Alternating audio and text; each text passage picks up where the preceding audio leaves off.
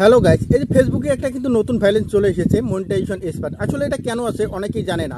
আগে যে দেখতাম যে আমাদের যদি কন্টেন্টের মধ্যে কোনো সমস্যা হতো বা আমাদের কমিউনিটি গাইডলাইনের বাইরে আমরা যদি কোনো ধরনের কন্টেন্ট করতে মানে আপলোড করতাম বা ভিডিও আপলোড করতাম বা কথা বলতাম, তাহলে কিন্তু আমাদের ফ্ল্যাট কন্টেন্ট এসে দিত। কিন্তু এখন ফেসবুকের নতুন একটা আপডেটের ফলে এখন কিন্তু ফ্ল্যাট কন্টেন্ট আসে না, এখন কিন্তু আমাদের আছে মনিটাইজেশন এক্সপার্ট। আর মনিটাইজেশন এক্সপার্ট কেন আছে? আমরা অনেক সময় দেখা যায় যে বাচ্চাদের উলঙ্গ ছবি আপলোড করি, বা দেখা যাচ্ছে যে কমিউনিটি গাইডলাইনের বাইরে যায় রক্তাক্ত এমন কিছু ভিডিও আপলোড করি, বা দেখা যাচ্ছে ছুরি কাশি এগুলো আপলোড করি। এগুলো হচ্ছে ফেসবুকের কমিউনিটি গাইডলাইনের বাইরে। তো আপনি এগুলো কখনো আপলোড করবেন না। আর এগুলো আপনি যদি বারবার আপলোড করেন, আপনার কিন্তু মনিটাইজেশনটা রিজেক্ট হয়ে যাবে। আর যেটা করবেন যে আপনার যদি এই মনিটাইজেশন এক্সপার্ট আছে, আপনি কিভাবে সলভ করবেন অবশ্যই ভিডিওটা দেখবেন। আমি আপনাদের দেখিয়ে দিচ্ছি যে কিভাবে এটা সলভ করবেন। আর আপনি এইভাবে আপনাকে প্রথম অবস্থায় ফেসবুক একবার দুবার অ্যালার্ট দিবে, আর যদি আপনি পরবর্তীতে এই ধরনের করেন তাহলে কিন্তু আপনার মনিটাইজেশনটা রিজেক্ট করে দেবে। তো অবশ্যই স্ক্রিনটা লক্ষ্য করুন, আমি দেখিয়ে দিচ্ছি। হ্যালো গাইস, এই যে একটা ভাইলেশন দেখতে পাচ্ছেন মনিটাইজেশন এক্সপার্ট, এটা আসলে কেন আসে? হ্যাঁ, এটা কেন আসে বা কীভাবে সমাধান করবেন জাস্ট দেখুন। এটা হচ্ছে ফেসবুকের কমিউনিটি গাইডলাইনের বাইরে যদি কোনো পোস্ট বা ভিডিও আপলোড করেন তাহলে কিন্তু যে মনিটাইজেশন এক্সপার্ট চলে আসে। আগে যেমন আমাদের দিত ফ্ল্যাট কন্টেন্ট, এখন ফ্ল্যাট কন্টেন্টের পরিবর্তে আমাদের এখানে দিচ্ছে মনিটাইজেশন এক্সপার্ট। তো এটা আসলে কীভাবে সমাধান করবেন জাস্ট দেখুন। আমি আপনাদের হোম থেকে দেখাচ্ছি। জাস্ট আমি ব্যাগে চলে যাব।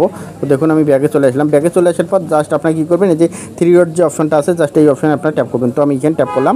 এখানে ট্যাপ করার পর প্রফেশনাল ড্যাশবোর্ডটা আছে, আপনার প্রফেশনাল ড্যাশবোর্ডে চলে যাবেন। তো আমি প্রফেশনাল ড্যাশবোর্ডে চলে আসলাম। আসার পরে এখানে মনিটাইজেশন অপশন সিলেক্ট করবেন। তো আমি মনিটাইজেশন অপশন সিলেক্ট করলাম। তো এখানে সিলেক্ট করার সাথে দেখুন আমার এখানে দেখাচ্ছে মনিটাইজেশন এক্সপার্ট। তো এখন আমি যদি এখানে ভিউয়ে ট্যাপ করি, এখানে দেখুন ভিউয়ে ট্যাপ করার সাথে আমার এখানে দেখাচ্ছে এই ভিডিওটা। দেখুন এই ভিডিওটা আমার এখানে ভাইলেন্স ধরেছে, দেখুন এই যে ভিডিওটা। তো আমি সাপোজ এখানে ক্লিক করবো। এখানে ক্লিক করার সাথে দেখুন আমার এই ভিডিওটাতে কিন্তু ইস্যু দিয়েছে। তো এখন আমি কী করবো, এই ভিডিওটা জাস্ট এখান থেকে আমি রিমুভ করে দেবো। তো আমি এখন ব্যাগে যাব। ব্যাগে চলে যাওয়ার পর এই ভিডিওটা আমি খুঁজে পেজ থেকে ডিলিট করে দেবো। জাস্ট এখান থেকে দেখুন এই ভিডিওটা আমি এখান থেকে ডিলিট করে দেবো। তো আমি এখান থেকে ডিলিট করে দিলাম। তো ডিলিট করে দেওয়ার সাথে এখন আমরা রিফ্রেশ দেবো। রিফ্রেশ দেওয়ার পর আবার আমি দেখবো যে আমার এই ইস্যুটা চলে গিয়েছে কি না। জাস্ট আমি এখন কী করবো, সি ড্যাশবোর্ড যে অপশনটা আছে জাস্ট সি ড্যাশবোর্ড অপশনে আমি এখন ট্যাপ করব। তো এখানে ট্যাপ করার পরে এখন আমি যেটা করব, জাস্ট এখান থেকে আমি স্ক্রল করে একটু নিচে আসবো। নিচে নামার পর জাস্ট এখানে দেখতে পাচ্ছেন যে মনিটাইজেশন যে অপশনটা আছে, এখন আমি মনিটাইজেশন অপশনে এখান থেকে ট্যাপ করব। তো দেখুন